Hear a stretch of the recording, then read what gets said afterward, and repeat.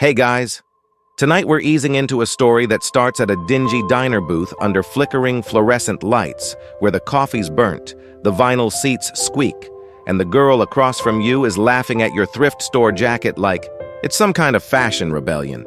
You're sipping lukewarm black coffee, pretending your phone's screen isn't cracked, and she's telling you she loves simple guys with simple dreams. You nod, trying not to spill the secret you've buried deeper than your trust fund. You probably won't survive this if you're afraid of lies wrapped in charm and served with side-eye across a dollar menu cheeseburger. So, before you get comfortable, take a moment to like the video and subscribe, but only if you genuinely enjoy what I do here. Drop your city and local time in the comments. I love knowing where you're listening from. Now, dim the lights, maybe turn on a fan for that soft background hum, and let's ease into tonight's journey together. You're on a date with a girl named Kayla. She's got freckles that move when she laughs and a chipped green nail polish situation that makes her feel real, relatable. You like her instantly because she doesn't ask what you drive or where you work or if that watch you're wearing is a knockoff, which it totally is. Just for the record, you're pretending to be broke, not couch surfing broke, just modest broke. Working in a restaurant, saving for a used car, broke. It's not that you hate money. You've just met too many people who fall in love with it before they ever see your face. So you decided to filter out the gold diggers. You made a dating profile with the most average photos possible. Hoodies, a beat-up bike, and one blurry, pick where you're eating instant noodles. The algorithm served you a cold buffet of awkward conversations, dead-end DMs, and women who replied, "you," when you suggested splitting the bill. Then came Kayla. Her bio said, "I like men who recycle and tip well." You swiped right just for that. Your first date? A Vietnamese sandwich shop where she insisted on ordering the cheapest combo and splitting it. You half-joked that you'd pay if your paycheck wasn't still in processing. She laughed and paid anyway. You liked her laugh.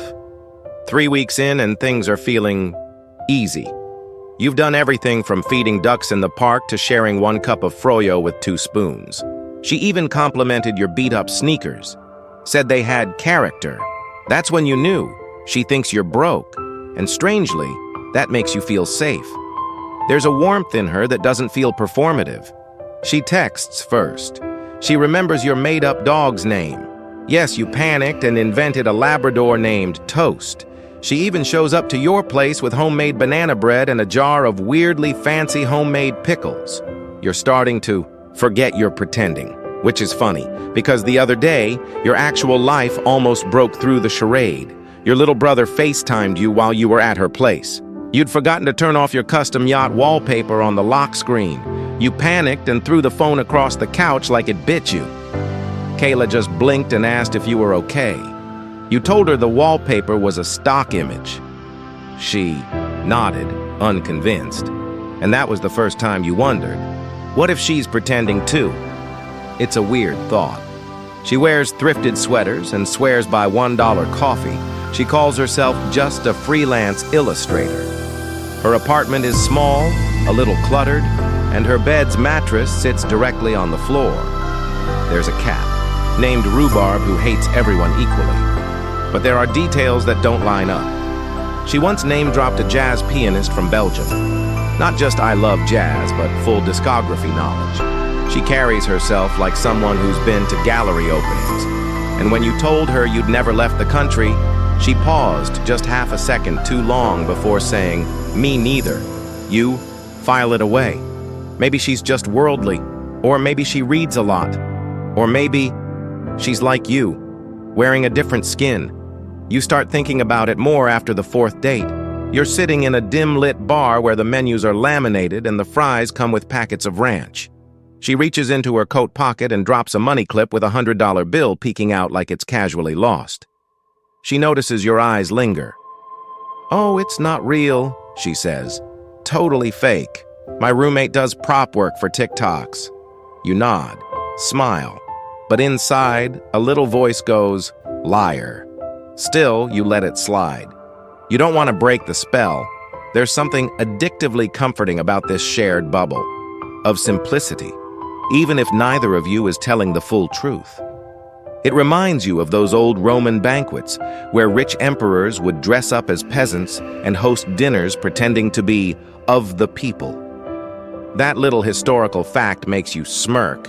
Maybe this is your modern toga party. But there's also that weird bit of trivia you once read. Some billionaires keep a second wardrobe full of cheap clothes just to test if people treat them differently. Reverse status signaling, they call it. Maybe that's what Kayla's doing. Or maybe she's just really into pickles and jazz. You don't know yet, but you're about to find out. You're starting to feel like you're starring in a low-budget detective movie. Kayla's quirks have your curiosity tangled tighter than your old headphones after a gym session. You notice the little cracks, the expensive perfume scent clashing.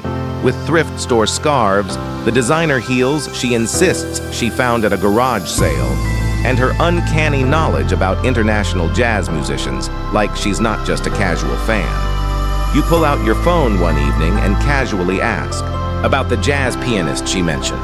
Kayla lights up and launches into an impressive story about a secret concert she stumbled upon in Brussels last summer. Your skeptic brain ticks away, remembering your own reality. You've never even been on a plane. The discrepancy nags at you. It reminds you of a fact you read once. During Prohibition, jazz clubs flourished underground, hidden in basements, where musicians and patrons lived in a world apart from the dry surface streets. It's kind of like Kayla's story, layers hidden beneath the obvious. The more you dig, the more you notice her stories don't quite add up. One afternoon, you decide to do some light research, Googling her neighborhood and her freelance work. You find a slick online portfolio with her name on it, but the style is sharply different from what she shows you. And the address listed? An upscale condo downtown. Curiosity piqued. You start watching her a little more closely. When she thinks you're not paying attention, she texts rapidly on an iPhone you'd swear is newer than your last car. Her late-night freelance gigs suddenly seem like meetings at luxury hotels. You think about a fringe tidbit you once read in a psychology blog about imposter syndrome, where people who seem confident are actually terrified they'll be found out as fakes. Maybe Kayla's juggling that too. But for what? And why lie about being broke? Your mind races. Could she be hiding money? Or a lifestyle so lavish she's scared you'd run if you saw the truth? You start piecing together her hating luxury act as a kind of armor, like a medieval knight who traded in shining armor for tattered robes to survive unnoticed. One night, as you walk home together under the flickering street lamps, you ask her directly, "Kayla, why pretend you're broke if you're not? What are you afraid of?" She freezes, then exhales sharply. "Because people don't love the real me. They love the idea of me. The girl who scrapes by, who's real and relatable. If they see what I have, it's just too much. You want to say it's okay, that you understand more than," she thinks, but your lips freeze. Because you have a secret too. Like the odd fact you recall about the 1920s flappers who wore fake pearl necklaces to fit in with the elite during speakeasy nights, you realize you're both playing roles. Both hiding worlds from each other. That night, you don't talk about money or status anymore. You talk about fear, loneliness, and what it feels like to live in a cage built from expectations. The next morning, you wake up to a voicemail from her. Just a simple, "Good morning" with a shaky voice, but it feels like the most honest message you've ever heard. You start wondering, what if this is the beginning of something real? But there's still a lot left unsaid. It all comes crashing down one Saturday afternoon in the kind of unexpected way that makes you question every awkward dinner conversation and every carefully framed selfie you've ever taken. You're wandering through a local flea market because, of course, thrift store Saturdays are your thing when you spot a familiar face behind a velvet rope. Kayla. But she's not alone. She's stepping out of a sleek black SUV, wearing a designer coat that could have its own zip code, laughing with a group of people who look like they stepped right out of a Wall Street power lunch. Your stomach twists in knots, and you're hit with that historical nugget you once read about the Gilded Age. How the super rich would throw lavish parties while pretending they were part of the common folk. The irony isn't lost on you. You don't want to believe it. She's just a girl who liked sharing dollar menu fries with you, who made you feel like maybe you weren't a total fraud for pretending to be broke. But then you see it. The diamond bracelet catching the E, sunlight as she waves goodbye to a man with a platinum watch and a grin that screams, "I own this city." Your mind races back to all the little signs you'd ignored or explained away. The expensive perfume, the fancy iPhone, the art portfolio that didn't quite match her sketches. Now they're glaring neon signs. You're caught off guard when a woman with sharp heels and sharper eyes spots you staring and says, "You looking for Kayla? She's expected at the charity gala tonight." You thank her and walk away, heart pounding, the scent of pickles and burnt pancakes replaced by a sour taste of betrayal. You spend the evening replaying every conversation, every shared moment, every "I'm broke" joke, and a new truth settles in. Kayla's story wasn't the only lie. It's your turn to confess. You call her the next day and suggest breakfast, nervous but needing to hear her side before you jump to conclusions. Over burnt pancakes and too strong coffee, you lay your cards on the table. You admit you're not broke? Not really. That you own a small business that's been quietly growing for years, that you've just been trying to keep that part of your life private. She listens, eyes wide, then nods slowly. "I've been scared," she says quietly. Scared that if you knew the real me, you'd walk away. You share your own fears about people loving money more than the man behind it.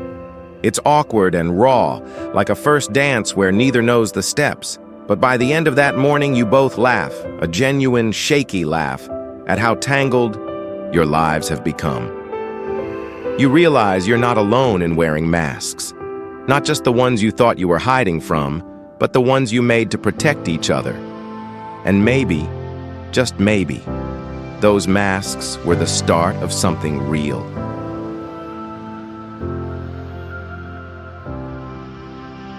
As days turn into weeks, you and Kayla start peeling back the layers, the pretenses slowly melting like sugar cubes in hot tea. It's not all smooth sailing. There are awkward moments when you both trip over the truth, when the weight of past lies presses down, threatening to pull you back into the safety of shadows. You find yourself thinking about the Victorian era's strict social codes, how people hid scandals behind thick curtains and polite smiles. It feels like you're both navigating your own modern version of that, a dance between vulnerability and fear. One night, she invites you to her place. It's no longer the cluttered apartment you first saw. It's sleek, filled with art you wouldn't have expected from the girl who liked thrift stores and instant noodles. A part of you feels like an imposter, like you're crashing someone else's world, uninvited. But Kayla greets you with that same warm smile, her green chipped nails still imperfect, still real. You spend hours talking, sharing stories about your pasts, your dreams, and the masks you wore to survive. She admits she once felt like a ghost in her own life, invisible beneath layers of expectations and fake stories. You talk about the strange little things that comfort you, her love for old jazz records and your habit of watching late-night cooking, shows for the oddly soothing voices. It's the quirks, the little details, that start to build a fragile bridge between your worlds. You remember an odd fact about the 19th century concept of romantic friendship, where people formed deep, emotional bonds without the pressure of traditional romance. Maybe that's what you're building, a connection that's real, messy, and beautifully imperfect. But the past isn't done with you yet. One evening, you catch a glimpse of her phone screen as she quickly switches tabs. There's an email titled "Exclusive Art Exhibition Invitation." Your heart skips a beat. Is this the life she's been hiding? The side of her that loves luxury and success? you decide not to ask. Sometimes silence is the kindest answer. Instead, you focus on the moments that matter, the laughter, the shared meals, the quiet nights filled with the soft hum of a fan. You realize that love, like jazz, isn't about perfection. It's about improvisation, the unexpected twists, the beauty found in the offbeat. And with Kayla, you're ready to keep dancing.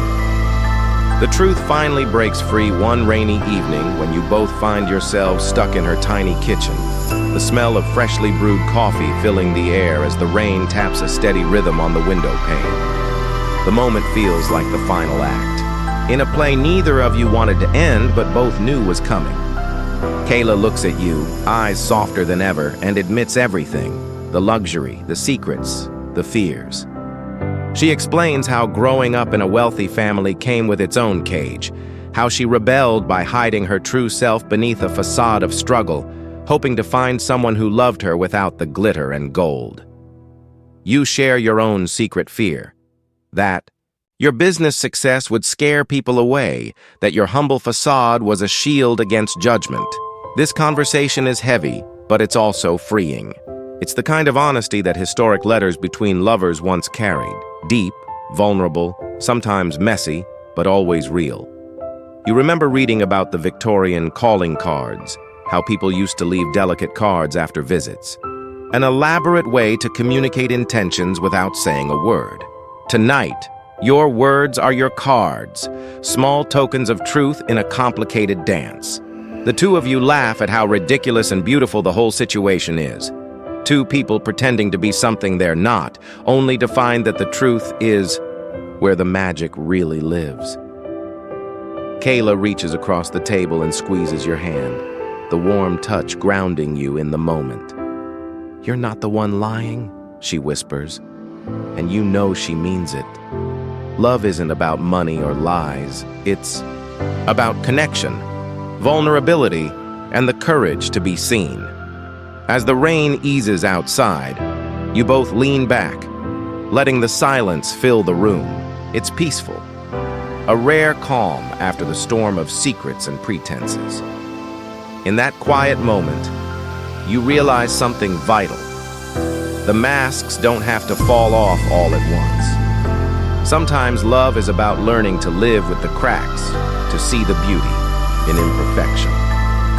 You glance at Kayla, her smile soft and real, and feel a flicker of hope that maybe this tangled story was worth every twist and turn. Now, as the night stretches on, you let yourself breathe. The tension eases, and your thoughts slow to a gentle pace. Imagine the quiet hum of a fan, the soft rustling of pages turning in a well-loved book. The world outside fades into a muted canvas of shadows and moonlight. You remind yourself that life is messy, unpredictable, and often beautifully imperfect. Like the jazz records Kayla loves, it's filled with unexpected rhythms and pauses, moments to savor, moments to reflect. And though the story you shared tonight was tangled with lies and truths, it's ultimately about courage. The courage to show up as you are, to face fears, and to connect despite the masks. So, wherever you are, and whatever time it is, let the gentle hum of this story soothe you. Let it remind you that beneath the surface, everyone carries secrets and hopes, and that the bravest thing you can do is to let someone in. Now, dim the lights, maybe turn on a fan for that soft background hum, and let's ease into tonight's journey together.